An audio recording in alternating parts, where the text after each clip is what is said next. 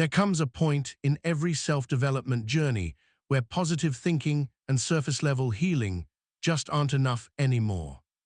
You start to feel a deeper pull, a quiet voice whispering, "Look at the parts of yourself you've been running from." That's when shadow integration begins. In my previous video, I explained the shadow, the unconscious side of us that holds the traits, desires, and emotions we repress. In this video, we're moving one step deeper, the integration of that shadow. Shadow integration isn't about erasing darkness, it's about bringing light to it. It's about becoming whole. Today, we'll explore 10 signs that show you've started to integrate your shadow. If you recognize these, it means your consciousness is expanding, you're stepping into authenticity, balance, and self-leadership. You are moving beyond what most people do.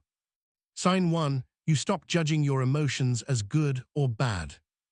This is one of the first signs of emotional maturity. You begin to realize that emotions are not moral categories, they're data. Instead of saying, "I shouldn't feel this way," you begin to ask, "What is this emotion trying to tell me?" And you accept it. Research in effective neuroscience supports this shift. Studies by Lisa Feldman Barrett and others show that labeling emotions accurately increases emotional regulation and resilience. When I first began shadow work, anger was the emotion I resisted most. I thought spiritual people weren't supposed to feel angry. But when I finally allowed myself to feel it, to breathe through it instead of suppressing it, I realized my anger was protecting my boundaries. It was a messenger, not a flaw. That was the moment I stopped judging my emotions and started listening to them. My body opened up, and I felt a warm bliss. Sign 2, you become radically honest with yourself. The shadow thrives in denial. Integration begins the moment you stop performing for the world and start being real, brutally honest with yourself. You start admitting things like, "I feel jealous sometimes," or "I avoid confrontation because I fear being rejected." This honesty can sting, but it's liberating. Psychologists have long known that self-deception keeps trauma loops alive. When you lie to yourself, your nervous system still senses the truth and remains dysregulated.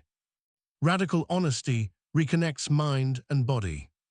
For me, a major breakthrough came when I realized how often I said yes just to avoid disappointing others. I told myself it was kindness, but it was fear. It was even a sort of manipulation to keep the other person happy. The day I admitted that, I reclaimed my power.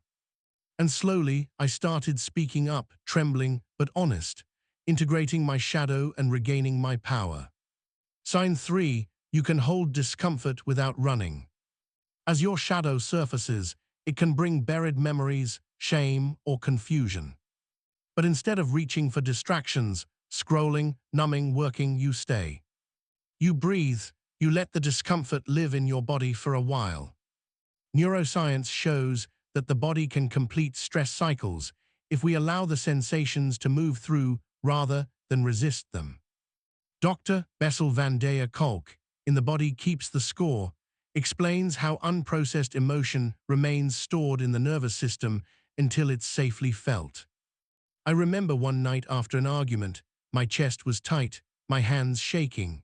Normally, I would have distracted myself, but this time I sat on the floor and breathed while doing trauma release exercises. Slowly, the tension turned into tears, and the tears into calm. That was integration. I didn't need to understand the story, my body knew how to release it. Sign 4, you notice repeating patterns, and instead of blaming others, you look inward. You begin to see how life keeps giving you the same lesson until you learn it. Instead of asking, "Why does this always happen to me?" you ask, "What part of me is being reflected here?" Jung called this projection the unconscious tendency to see in others what we haven't accepted in ourselves. Research in interpersonal neurobiology supports this. Our brains mirror the emotional states of others, and our triggers reveal unresolved inner material. For years, I judged confident people labeling them arrogant. Eventually, I saw it. They weren't the problem. I had silenced my own confidence out of fear of rejection. When I recognized that, their confidence stopped irritating me. It started inspiring me. Sign 5, you make peace with imperfection. Integration isn't about polishing yourself into a saint. It's about accepting that you'll always have contradictions, flaws, and rough edges. Perfectionism is often a defense mechanism, a strategy to avoid shame.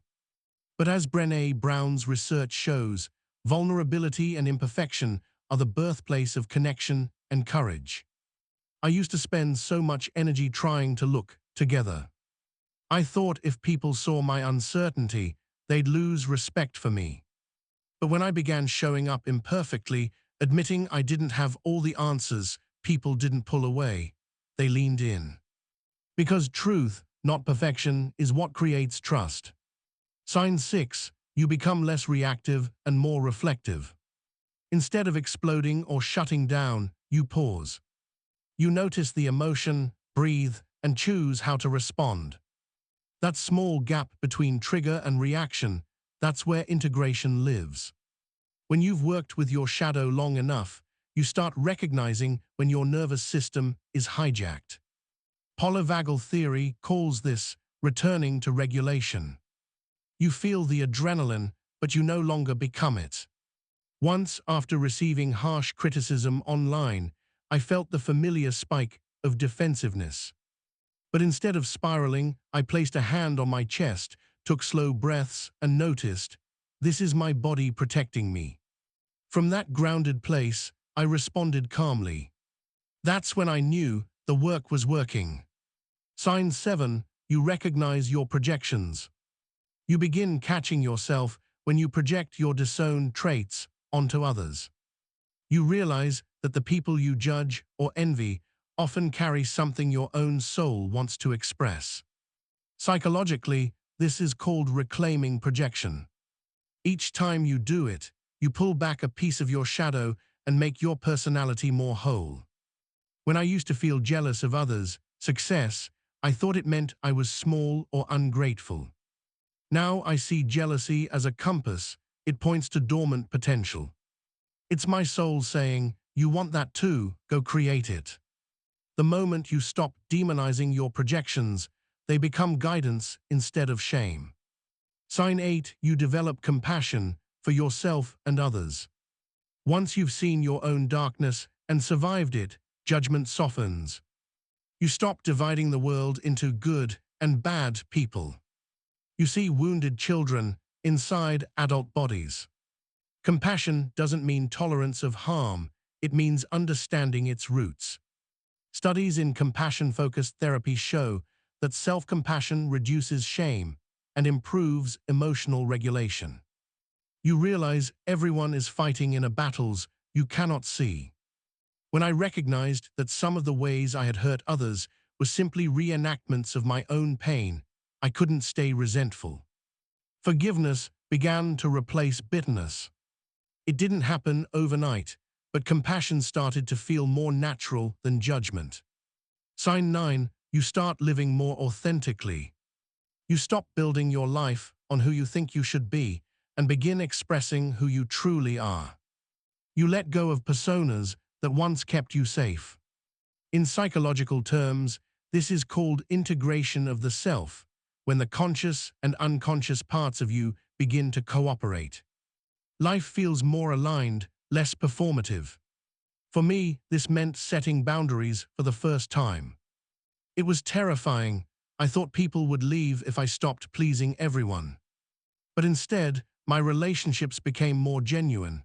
The ones that stayed felt deeper. That's the paradox of authenticity. The more you reveal your truth, the more you attract what's real. Sign 10, you experience a deeper, quieter peace. Not because life gets easier, but because you stop fighting yourself. You've met your fears, your shame, your anger, and realized they were never enemies. They were unintegrated parts of your wholeness, waiting to be seen. Jung said, one does not become enlightened by imagining figures of light, but by making the darkness conscious. That's the essence of peace, not perfection, but inclusion.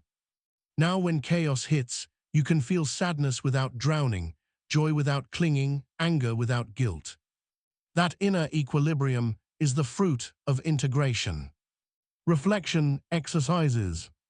If you want to deepen this work, try these reflections. Reflection 1.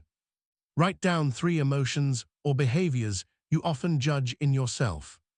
Ask, what are these parts trying to protect me from? Reflection 2. Think of someone who triggers you.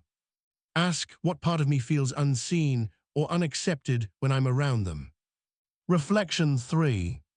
When jealousy or resentment appears, ask, what potential within me does this emotion point toward?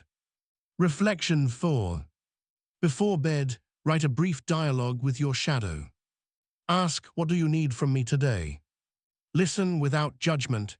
You may be surprised at the wisdom that emerges. Closing reflection. If you're still here, it means you're not running from your shadow anymore.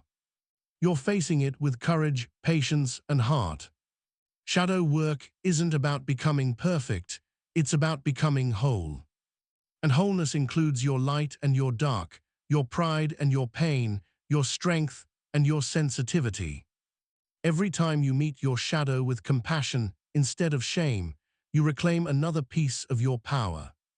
You are doing something rare, you are meeting yourself fully. Take a deep breath. Feel that quiet strength inside you. You are already becoming the most authentic version of yourself. And that right there is the light that was hidden in your shadow all along.